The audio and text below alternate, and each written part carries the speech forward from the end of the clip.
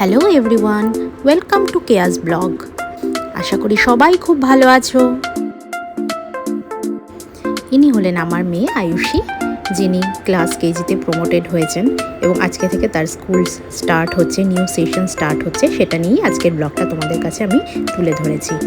প্রথম দিনটা সবসময় সবার কাছে স্পেশাল হয়, আর আমার কাছেও সেটা। এবং অফিসিয়ালি ও এই কেজি ক্লাস থেকে ওদের সেইভাবে আর কি প্রেশার যেটা স্কুলে জেনারেলি থাকে, সেটা এই ক্লাস থেকেই সম্ভবত মনে হচ্ছে স্টার্ট হবে। তো এই ক্লাসটা আমার কাছে খুবই ইম্পর্ট্যান্ট। তো কারণ গত 2 বছর প্রি প্রাইমারিতে ছিল, খেলাধুলা করে বেশ ভালোই কেটেছে। এইবার সেইভাবে পড়াশোনাটা হয়তো শুরু হবে, যার জন্য এই দিনটা খুবই স্পেশাল আমার কাছে এবং আমার মেয়ের কাছে। তো সেজন্য এটা নিয়ে আজকের ব্লগটা। আমরা বেরিয়ে পড়েছি সকাল 7টায়, কারণ স্কুলে 7:50-এর মধ্যে পৌঁছতে হবে। তো যত তাড়াতাড়ি সম্ভব প্রথম দিনটা আগে পৌঁছানো দরকার। তো আমরা সেজন্য সকাল সকাল বেরিয়ে পড়েছি, রেডি হয়ে আমরা যাচ্ছি এখন স্কুলের উদ্দেশ্যে রওনা দিচ্ছি। জানি না কি হবে ওখানে গিয়ে, কারণ নতুন নিয়ম, নতুন ক্লাসরুম, কিভাবে কি ওদেরকে ড্রপ করব, পিক আপ করবো কোথা থেকে, সবটাই নতুন। কারণ যেহেতু ক্লাসরুম, টিচার্স সব পাল্টে যাচ্ছে। গত 2 বছর যেই টিচার্সরা ছিলেন তারা আর নেই,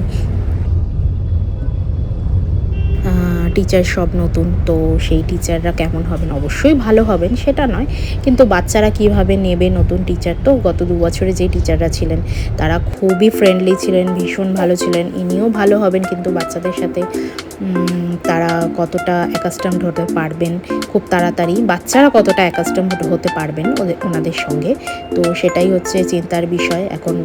এবং আমরা কতটা টিচার্সদের থেকে হেল্প পেতে পারবো, কারণ গত 2 বছর একজনই ক্লাস টিচার ছিলেন, তো তিনি ভীষণ হেল্পফুল ছিলেন। সেজন্য কোনো কিছু প্রবলেম হলেই ম্যামের থেকে ডাইরেক্ট আমরা হেল্প পেতাম। সেজন্য কোনো চিন্তাই করতে হতো না। বাচ্চারা স্কুলে না গেলেও সেই দিন স্কুলে কি হয়েছে সেই ওয়ার্কশিট আমরা পেয়ে যেতাম। এবারও তাই পাবো নিশ্চয়ই, তবুও একটা চাপা টেনশন বলো বা একটা চিন্তা হচ্ছেই যতক্ষণ না গিয়ে পৌঁছচ্ছি। স্কুলের এনভায়রনমেন্টটা, ক্লাসরুম এনভায়রনমেন্টটা বুঝতে পারছি আমরা, বিশেষ করে বাচ্চাদের কেমন লাগছে নতুন ক্লাসরুম। এবং এখানে সবটাই নিজেকে করতে হবে। আগে যেমন সব কিছু করার জন্য ক্লাসে ম্যাম ছিলেন, দিদিরা ছিলেন, এখানে কি ব্যবস্থা থাকবে? এখানে বাচ্চাকে অনেকটাই সেলফ ডিপেন্ডেন্ট হতে হবে, সেটা বোঝাই যাচ্ছে। বাচ্চাকে নিজের পেন্সিল বক্স নিজেকে গুছিয়ে আনতে হবে। আগের ক্লাসগুলোতে বুকসগুলো এবং ক্রেয়ন্সগুলো সব স্কুলে জমা থাকতো, স্কুল থেকেই টিচাররা সব করিয়ে দিতেন। কিন্তু এইবার সবটাই নিজেদেরকে নিয়ে যেতে হবে এবং নিজেদেরকে গুছিয়ে সেটা বাড়িতে নিয়ে আসতে হবে। সদ্য জাস্ট 5 বছর হয়েছে আমার মেয়ের, তো ও কতটা কি পারবে আমি জানি না। সেটা নিয়েও একটা চিন্তা আছে। টিফিনগুলো ঠিকঠাক খাবে কি না, জল খাবে কি না। আর যা গরম পড়েছে তোমরা তো বুঝতেই পারছো, প্রচণ্ড পরিমাণে গরমে বাচ্চাদের শরীর খারাপ হয়ে যাওয়ার জোগাড়, এরকম অবস্থা। তো সেই জন্য সেটা নিয়েও একটা চিন্তার বিষয়। যাই হোক, নিশ্চয়ই পারবে ওরা, সেটা নয়, তবুও মা হিসেবে তো একটা চিন্তা থাকেই, সেটাই আর কি বলা। তো আমরা প্রায় স্কুলের কাছাকাছি, অনেক কাছাকাছি চলে এসেছি। এই যে নতুন ক্লাসে ওঠা সব মায়েদের একটা আনন্দ, মানে টেনশন মিশ্রিত আনন্দ। সেটা সব বাচ্চারা যখন একত্রিত হবে স্কুলের মধ্যে, ভীষণ ভালো লাগে ওটা দেখতে, খুব ভালো লাগে। সেজন্য ভাবলাম তোমাদের সঙ্গে এই ব্লগটা আমি শেয়ার করি আজকে। দেখো তোমাদের কেমন লাগে, জানাবে অবশ্যই।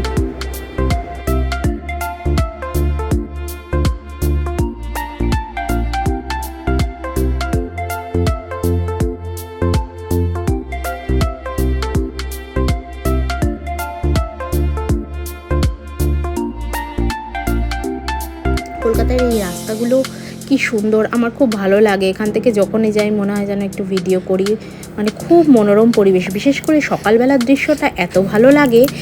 আর এই ময়দানের যে সিনারিটা ভীষণ ভালো লাগে।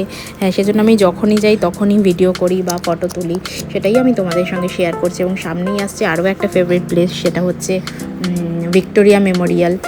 সেটাও আমি ক্যাপচার করেছি এইবার, কারণ ওটা ভিক্টোরিয়ার সামনে দিয়েই একদম আমরা পাস করব, সেজন্য ওটাকেও ক্যাপচার করেছি। দেখো তোমাদের কেমন লাগে। তারপর আমরা স্কুলের ভিতরে গিয়ে, চলুন স্কুলে গিয়ে তারপর আবার দেখা হচ্ছে।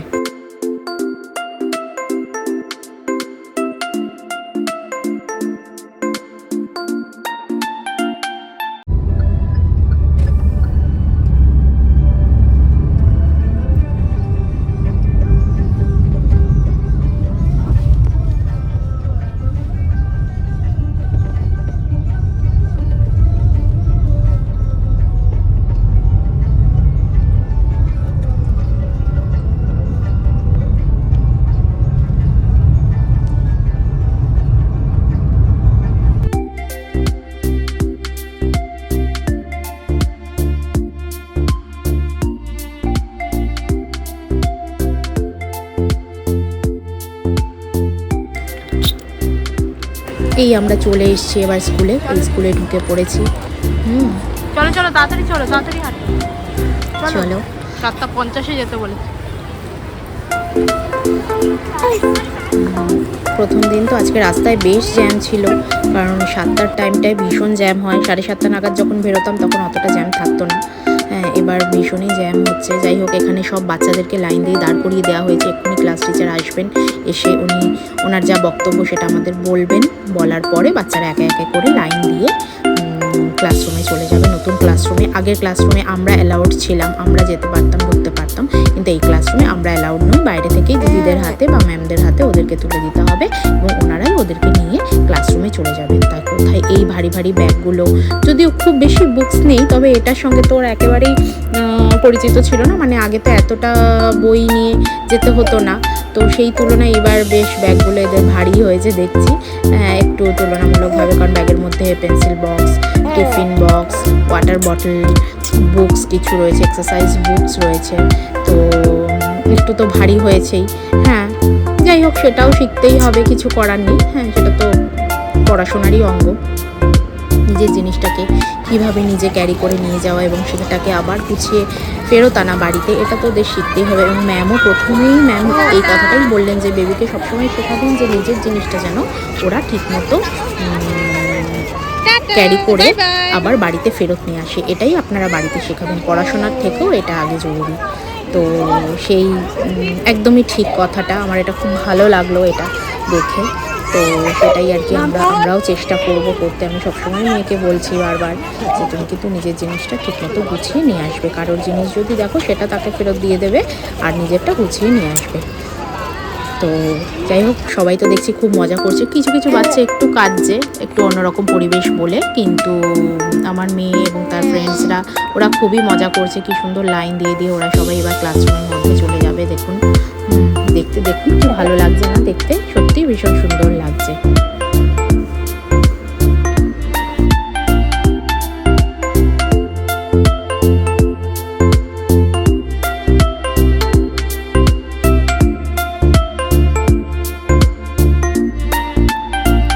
সব মায়েরাই খুব এক্সাইটেড, বোঝাই যাচ্ছে। প্রত্যেকেই তার বেবির ফটো তুলছে, ভিডিও করছে, সবারই আনন্দ হচ্ছে, আবার টেনশনও হচ্ছে। আমার মতো, আমি একা নই, সবারই হচ্ছে, কিন্তু তার মধ্যেও একটা আলাদা আনন্দ রয়েছে।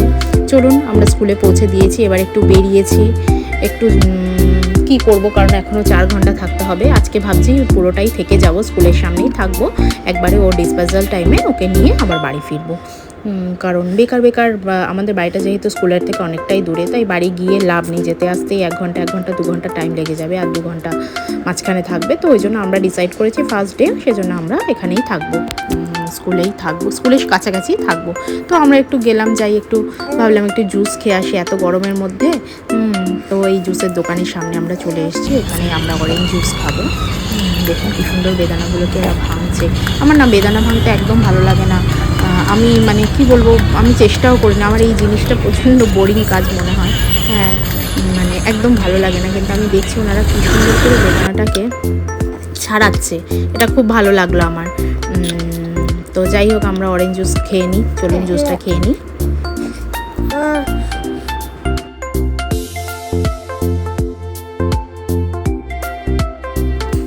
সকালবেলায় কলকাতার এই দৃশ্য সত্যি অপূর্ব লাগে। এই ফাঁকা ফাঁকা রাস্তাঘাট ভীষণ সুন্দর লাগে, মানে এটা একটা আলাদাই সৌন্দর্য। আর সকালবেলায় ওঠার এবং প্রাকৃতিক সৌন্দর্য দেখার মানে ব্যাপারটাই আলাদা, ওটা আমি ভীষণভাবে এনজয় করি। চলুন আমরা এবার একটু ব্রেকফাস্ট করে আসি, প্রচণ্ড খিদে পেয়ে গেছে, সকালে সেইভাবে কিছু খেয়ে বেরোয়নি। তো এই দোকানের ধোসাটা না মারাত্মক ভালো করে, বিশেষ করে পেপার ধোসা, যেটা উইদাউট মশলা। আমি অ্যাকচুয়ালি মশলা ধোসাটা পছন্দ করি না, তো আমার হাজব্যান্ড শুধুমাত্র মশলাটা খাবে, আমি শুধু ধোসাটা খাবো। ভীষণ ভালো করে, বিশেষ করে পেপার ধোসাটা, এটা আমার ফেভারিট। মানে এটা খাওয়ার জন্য আমার আমি ওয়েট করে থাকি যে কবে আবার ওটা খাবো। তো আজকে যখন স্কুলের সামনেই থেকে যাব ঠিক করেছি, তো আমি বললাম যে চলো ওই ধোসাটাই খেয়ে আসি, পেটটাও ভরবে আর মোটামুটি হেলদিও খাবার, খারাপ কিছু নয়। তো আমরা সেজন্য চলে এসেছি এই ধোসা খেতে। চলুন ধোসাটা এবার খেয়ে নিয়ে স্কুল থেকে আনতে যাব। এই যে মেয়ের ছুটি হয়ে গেছে, আমরা ওকে পিক আপ করে নিয়েছি, এখন বাড়ি যাচ্ছি। হ্যাঁ, বাড়ি যেতে যেতে ওকে ওকে একটু জুস টুসও গাড়িতে খাইয়ে নেবো, কারণ এত গরম। আর ওর পিক আপের জায়গাটা যেখানটা আমরা সব গার্জেনরা দাঁড়িয়েছিলাম সেখানটা অসম্ভব রোদ, অসম্ভব, মানে বলে বোঝাতে পারবো না, এতটাই রোদ ছিল। যাই হোক চলুন, ভালোই গেল আজকের দিনটা। মেয়েও খুব এনজয় করেছে বললো স্কুলে, এবং যে ক্লাস টিচার ম্যাম, নতুন ম্যাম যিনি, ভীষণ ভালো। ওর তো, আমার মেয়ের তো ভীষণ ভালো লেগেছে বলছে। সেটা শুনে আমার ভালো লাগছে এবং আমি অনেকটা টেনশন ফ্রি হলাম যে ওদের প্রথম দিনই ভালো লেগেছে। তো আশা করছি সারা বছরটা ভালোই কাটবে। আপনারাও সবাই খুব ভালো থাকবেন, সুস্থ থাকবেন।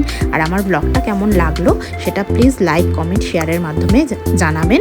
আর ভালো লাগলে চ্যানেলটা সাবস্ক্রাইব করে দেবেন, যাতে পরবর্তী কোনো ভিডিও আমি আপলোড করলে তার নোটিফিকেশান আপনাদের কাছে চলে যায়। থ্যাংক ইউ, বাই বাই, সবাই খুব ভালো থাকবেন।